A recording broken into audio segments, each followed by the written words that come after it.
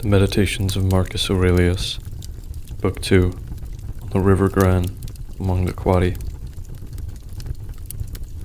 When you wake up in the morning, tell yourself, the people I deal with today will be meddling, ungrateful, arrogant, dishonest, jealous, and surly. They are like this because they can't tell good from evil. But I have seen the beauty of good and the ugliness of evil, and have recognized that the wrongdoer has a nature related to my own, not of the same blood or birth, but the same mind, and possessing a share of the divine. And so none of them can hurt me. No one can implicate me in ugliness, nor can I feel angry at my relative or hate him. We were born to work together like feet, hands, and eyes, like the two rows of teeth, upper and lower.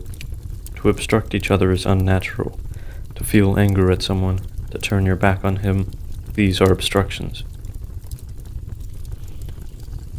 Whatever this is that I am, it is flesh and a little spirit and an intelligence. Throw away your books. Stop letting yourself be distracted. That is not allowed. Instead, as if you were dying right now, despise your flesh. A mess of blood, pieces of bone, a woven tangle of nerves, veins, arteries. Consider what the spirit is. Air, never the same air, but vomited out and gulped in again every instant. Finally, the intelligence. Think of it this way. You are an old man. Stop allowing your mind to be a slave, to be jerked about by selfish impulses, to kick against fate and the present, and to mistrust the future. What is divine is full of providence. Even chance is not divorced from nature, from the inweaving and unfolding of things governed by providence. Everything proceeds from it. And then there is necessity and the needs of the whole world, of which you are a part. Whatever the nature of the whole does, and whatever serves to maintain it, is good for every part of nature. The world is maintained by change, in the elements and in the things they compose. That should be enough for you. Treat it as an axiom. Discard your thirst for books so that you won't die in bitterness, but in cheerfulness and truth, grateful to the gods from the bottom of your heart. Remember how long you've been putting this off, how many extensions the gods gave you, and you didn't use them. At some point you have to recognize what world it is that you belong to, what power rules it, and from what source you spring. There is a limit to the time assigned you, and if you don't use it to free yourself, it will be gone and will never return. Concentrate every minute like a Roman, like a man, on doing what's in front of you with precise and genuine seriousness, tenderly, willingly, with justice, and on freeing yourself from all other distractions. Yes, you can, if you do everything as if it were the last thing you were doing in your life, and stop being aimless, stop letting your emotions override what your mind tells you, stop being hypocritical, self-centered, irritable. You see how few things you have to do to live a satisfying and reverent life? If you can manage this, that's all even the gods can ask of you. Yes, keep on degrading yourself, soul, but soon your chance at dignity will be gone. Everyone gets one life, yours is almost used up, and instead of treating yourself with respect, you've entrusted your own happiness to the souls of others.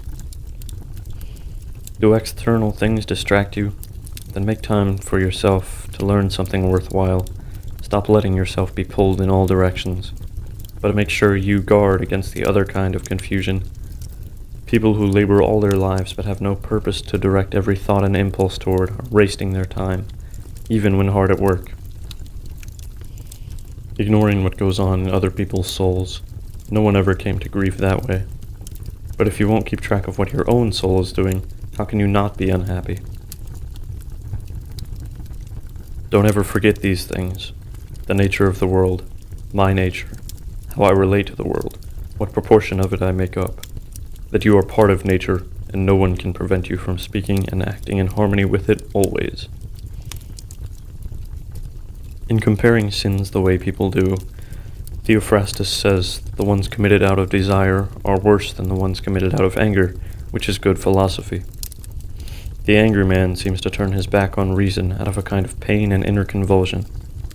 But the man motivated by desire, who is mastered by pleasure, seems somehow more self-indulgent, less manly in his sins.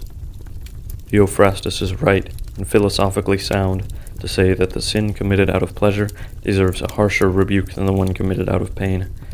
The angry man is more like a victim of wrongdoing, provoked by pain to anger.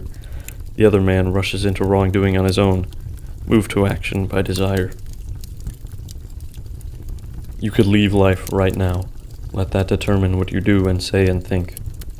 If the gods exist, then to abandon human beings is not frightening.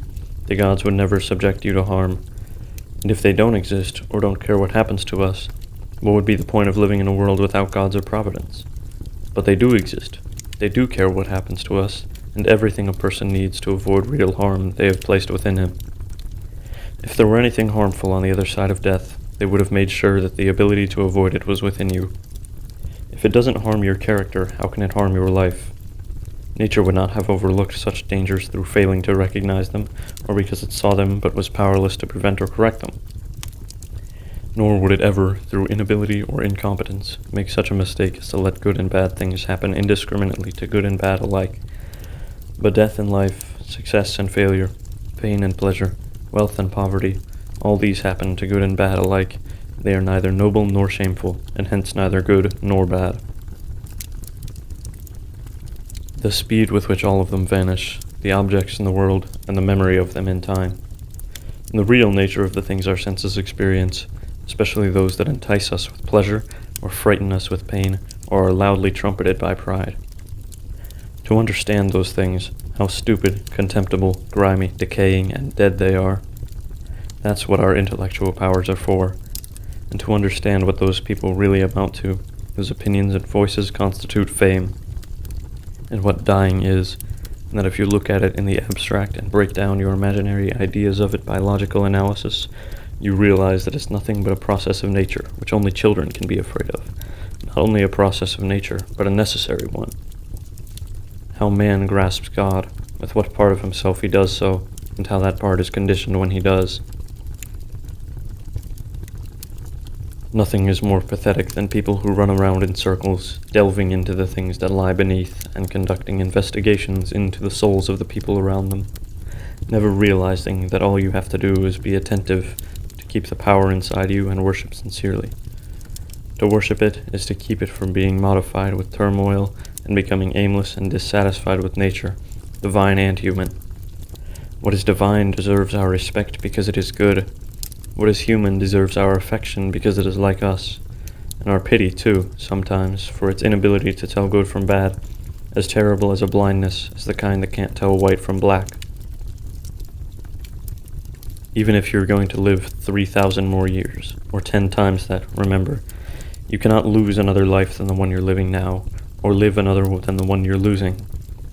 The longest amounts to the same as the shortest. The present is the same for everyone. Its loss is the same for everyone, and it should be clear that a brief instant is all that is lost. For you can't lose either the past or the future. How could you lose what you don't have? Remember two things.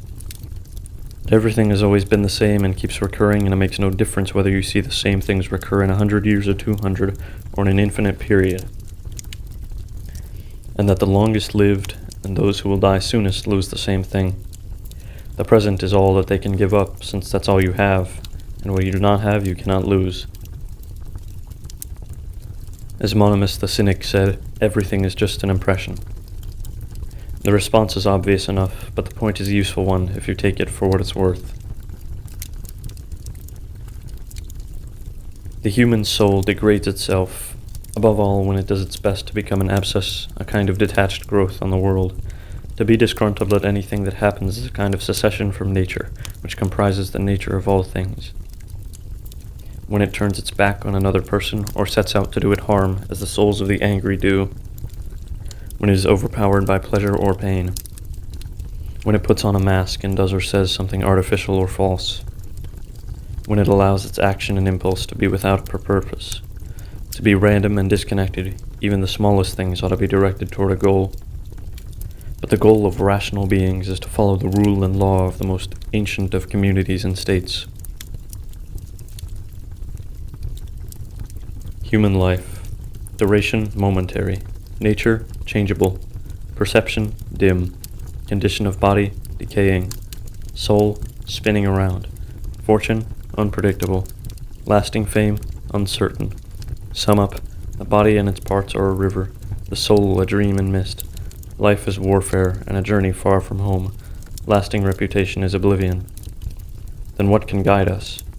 Only philosophy, which means making sure that the power within stays safe and free from assault, superior to pleasure and pain, doing nothing randomly or dishonestly and with imposture, not dependent on anyone else's doing something or not doing it, making sure that it accepts what happens and what it is dealt as coming from the same place it came from, and above all, that it accepts death in a cheerful spirit as nothing but the dissolution of the elements from which each living thing is composed.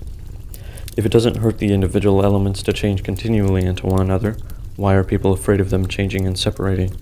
It's a natural thing, and nothing natural is evil.